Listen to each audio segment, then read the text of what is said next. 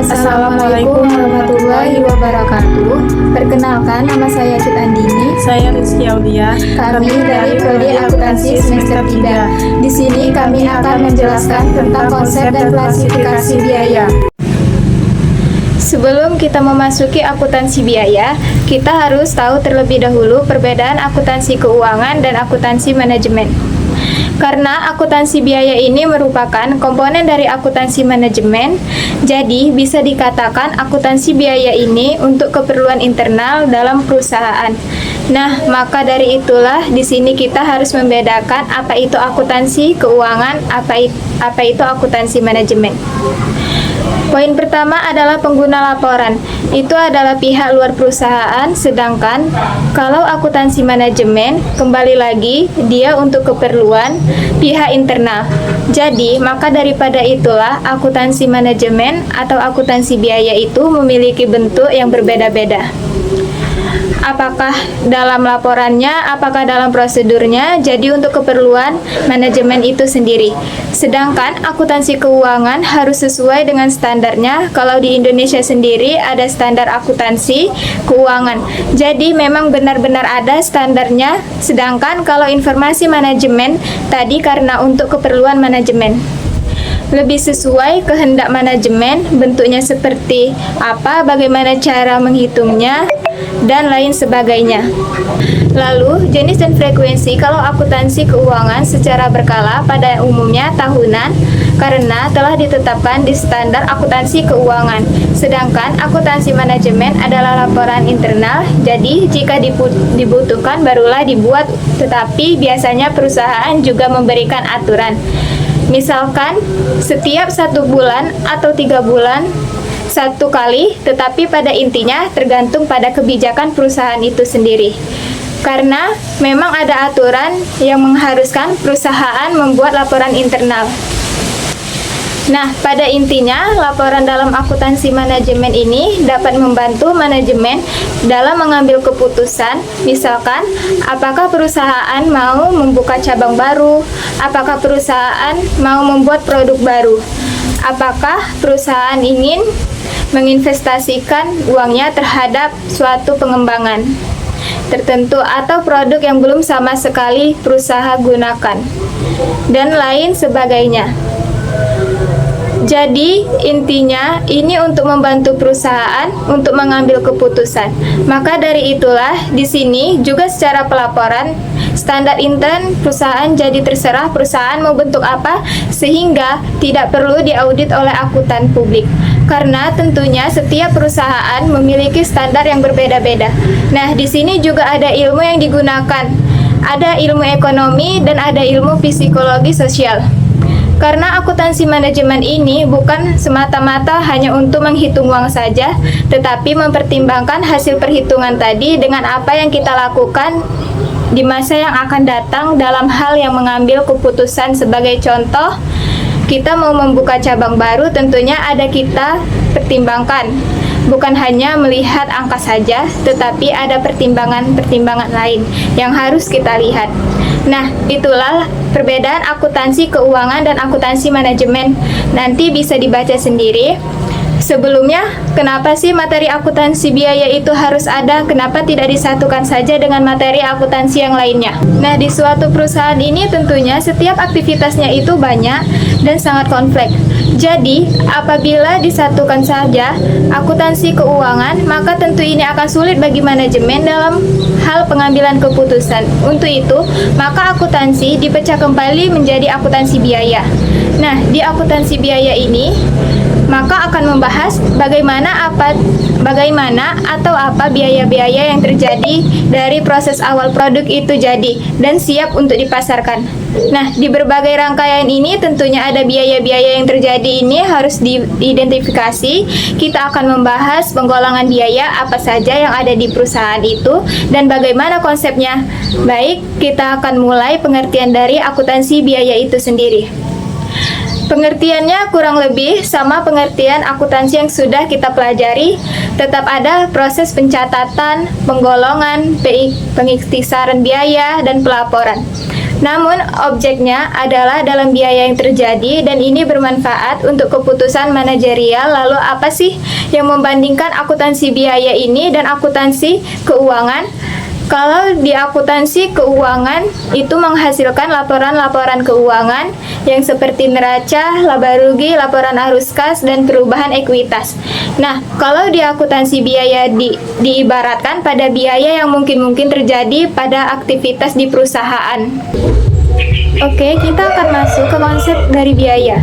Nah, dari biaya itu sendiri adalah banyak pengorbanan sumber ekonomi yang biasa diukur dengan satuan uang. Nah, biaya ini berhubungan dengan hal-hal yang sudah terjadi dan yang mungkin akan terjadi di masa mendatang di tujuan tertentu. Jadi, unsur-unsur yang perlu kalian pahami hanya 3. Yang pertama, diukur dengan satuan uang, lalu dia ini sudah terjadi atau akan terjadi.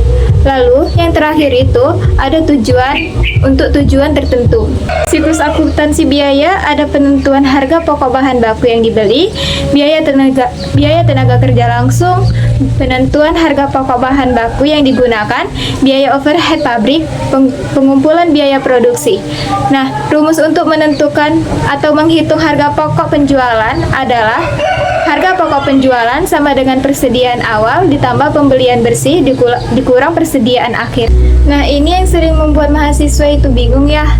Biaya dengan beban itu adalah dua hal yang sama atau yang berbeda. Biaya dan beban itu adalah berbeda. Ini digarisbawahi adalah hal yang berbeda. Apa perbedaannya? Nah, kalau beban itu memang ada pengorbanan sumber ekonomi, juga berhubungan dengan pengeluaran uang juga. Namun, ini adalah untuk kejadian-kejadian yang sudah terjadi. Jadi, bisa kita simpulkan bahwa beban itu adalah biaya, namun biaya belum tentu beban. Oke, untuk segitu pelaporannya, biaya masuk kemana dan beban ini masuk kemana? Biaya ini akan masuk ke dalam aktiva karena dia masih memiliki manfaat di masa yang akan mendatang, sehingga ia ini berpengaruh untuk neraca keuangan perusahaan. Berbeda dengan beban ini sudah terjadi sehingga ini sudah dicatat untuk mengurangi pendapatan, maka posisinya di laporan laba rugi. Bagaimana contohnya? Di sini saya akan memberikan satu contoh sebuah perusahaan ini memiliki sebuah mesin yang untuk kegiatan operasional perusahaannya. Jika yang dinilai yang dibuat oleh perusahaan dalam perolehan mesin, itulah yang disebut biaya. Namun, ketika ini sudah berjalan, mungkin sekitar 3 tahun digunakan, maka akan ada beban penyusutan. Nah, inilah dia sudah terjadi, dia masuk digolongkan sebagai beban. Baik, selanjutnya di sini saya ingin menjelaskan tentang tujuan akuntansi biaya. Yang pertama itu adalah untuk penentuan biaya produk. Jadi, dari awal produk itu mulai untuk dihasilkan pastinya sudah terjadi biaya. Misalnya menjadi bahan baku, biaya tenaga kerja. Nah, biaya-biayanya itu untuk dikumpulkan berdasarkan nilai historisnya dari masalah lampau. Nah, disinilah akuntansi biaya dimulai untuk menentukan berapa nilai dari produk ini awal sekali. Lalu, tujuan yang kedua adalah untuk pengendalian biaya. Jadi, setelah ditentukan beberapa seharusnya biaya produknya ini, maka manajemen dapat memantau apakah biaya yang sudah dikeluarkan oleh departemen itu memang sudah sesuai dengan biaya yang seharusnya ada. Jadi, di sini manajemen memilih kontrol untuk biaya yang terjadi dalam unit perusahaannya, sehingga meminimalisir kemungkinan terjadinya penyimpangan yang dilakukan oleh manajemen. Di bawahnya, yang ketiga itu adalah untuk pengambilan keputusan khusus. Apa sih yang dimaksud dengan pengambilan keputusan khusus ini? Yang berhubungan dengan kejadian di masa yang akan datang. Jadi, manajemen memiliki kontrol di awal sebelum biaya-biaya tersebut terjadi, sehingga sudah diantarkan oleh para manajemen. Misalnya, kemungkinan ada biaya tambahan yang ditentukan oleh perusahaan untuk di masa yang akan datang. Nah, jadi di sini manajemen sudah mengontrol terlebih dahulu biaya-biaya yang akan terjadi tersebut. Berikutnya adalah klasifikasi biaya.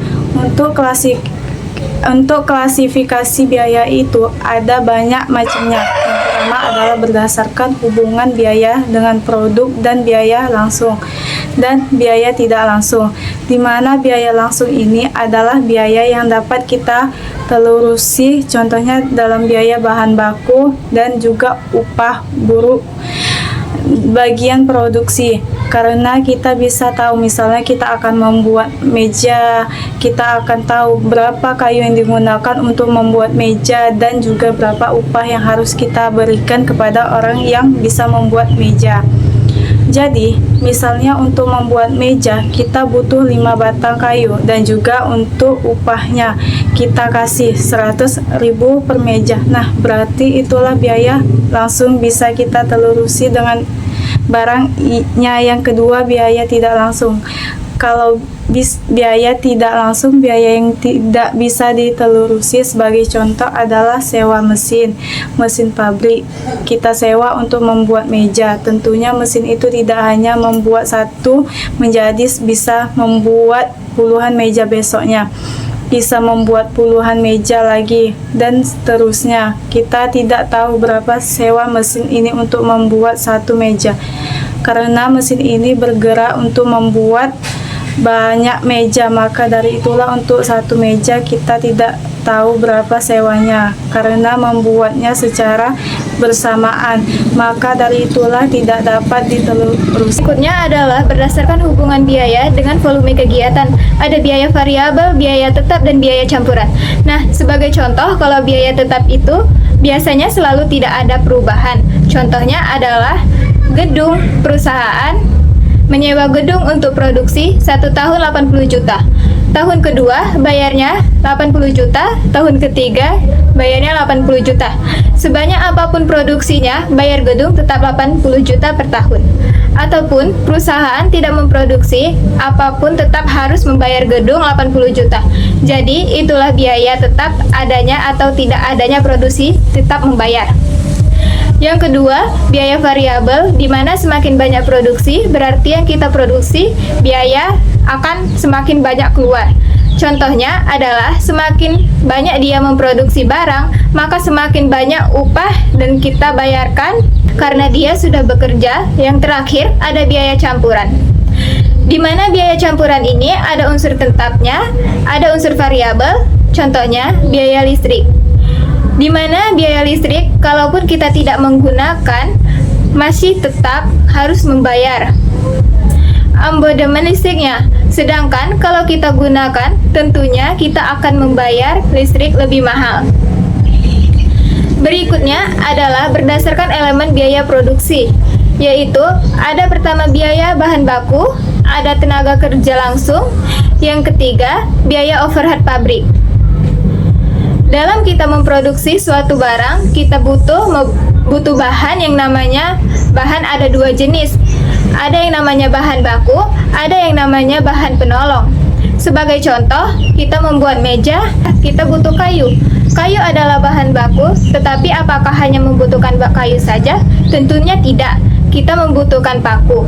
Paku itu adalah bahan penolong. Apakah klasifikasi? Kalau bahan penolong biasanya jumlahnya banyak dan harganya juga tidak bisa kita telusuri.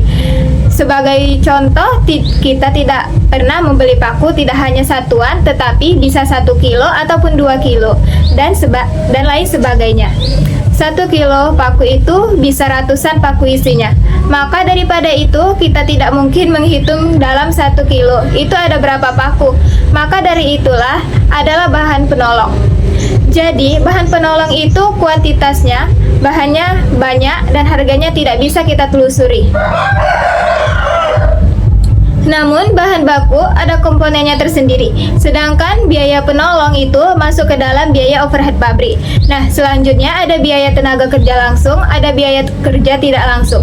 Perbedaannya adalah kalau biaya tenaga kerja langsung itu sama seperti tadi, bisa kita telusuri, kalau tidak langsung berarti tidak bisa kita telusuri. Kalau tenaga kerja langsung, contohnya orang yang benar-benar melakukan produksi pada barang tersebut.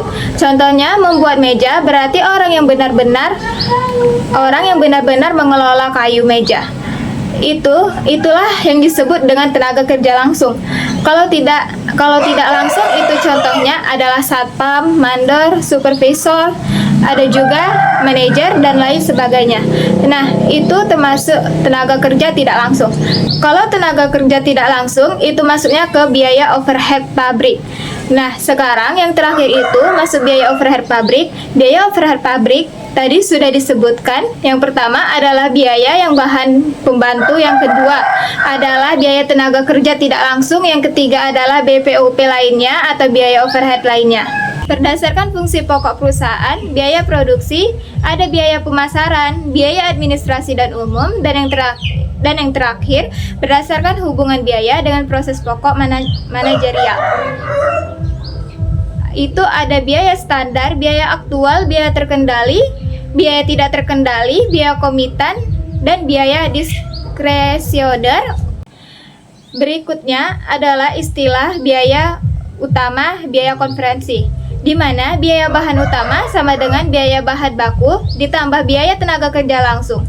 Sedangkan biaya konversi sama dengan biaya tenaga kerja langsung ditambah biaya overhead pabrik. Oke, penggolongan biaya. Penggolongan biaya ini bisa menurut pertama objek pengeluarannya. Nah, jadi nama biayanya ini tergantung dengan objeknya apa. Misalnya kita mengeluarkan kas itu untuk membeli bahan bakar, maka dinamakan biaya bahan bakar. Atau perusahaan mengeluarkan sejumlah uang itu untuk membeli asuransi, maka namanya adalah biaya asuransi. Jadi dia tergantung pada objek apa biaya ini harus dikeluarkan. Lalu yang kedua ada penggolongan biaya menurut fungsi produksinya. Jadi ada 3 kalau menurut fungsi produksinya.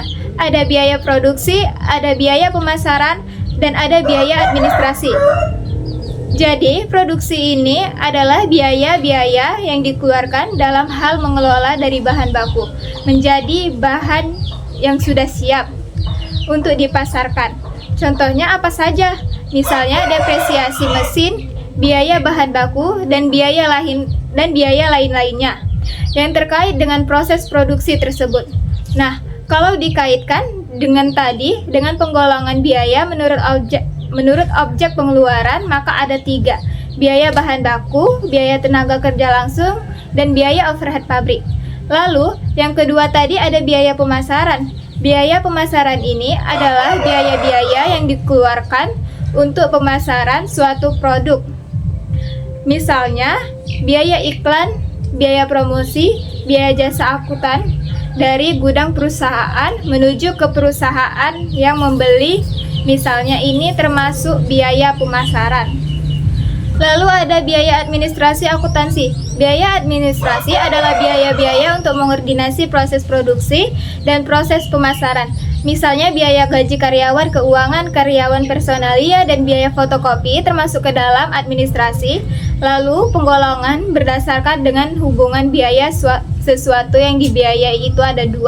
Yang pertama biaya langsung dan yang kedua ada biaya tidak langsung.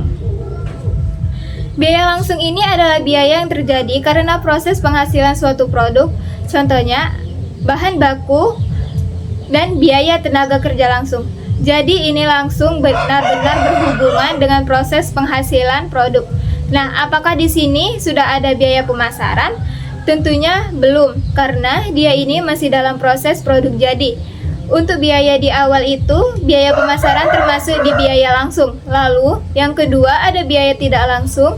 Biaya tidak langsung ini biayanya yang terjadi untuk proses suatu produksi, namun manfaatnya ini bisa dinikmati oleh unit dan oleh departemen produksi. Misalnya ada biaya listrik. Nah, ketika perusahaan membayar listrik, perusahaan ini tentunya jumlahnya kumulatif, sudah terdiri dari beberapa departemen. Misalnya, namun di departemen produksi pastikan ada biaya listrik khusus. Nah, inilah yang dimaksud biaya tidak langsung. Biayanya ini tetap ada di departemen produksi, namun manfaatnya bisa dinikmati oleh dengan departemen perusahaan lainnya. Mungkin departemen pemasaran dan departemen lainnya. Nah, terakhir itu ada penggolongan biaya menurut perilakunya dalam hubungan. Dalam perubahan volume aktivitas. Nah, ini ada 4 biaya. Ada biaya variabel, biaya semi variabel, biaya semi fixed, dan biaya tetap. Biaya variabel itu sebenarnya bagaimana ya? Biaya yang berubah sesuai dengan jumlah yang diinginkan diproduksi. Contohnya adalah misal biaya bahan baku pasti akan berbeda. Biaya bahan baku untuk memproduksi satu produk dengan memproduksi satu dengan 100 produk. Sama juga dengan biaya tenaga kerja langsung. Apabila misalnya perusahaan ini dapat diprojek menghasilkan 1000 produk, apakah sama jumlah tenaga kerja yang kita butuhkan?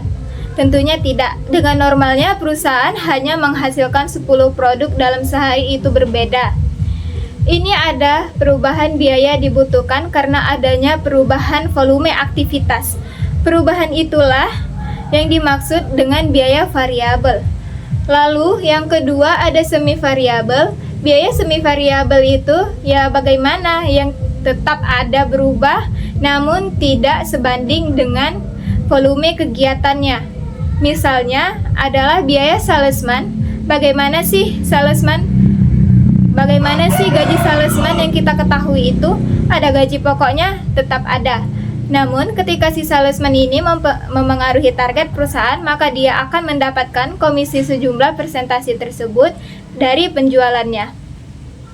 Ini adalah biaya variabel.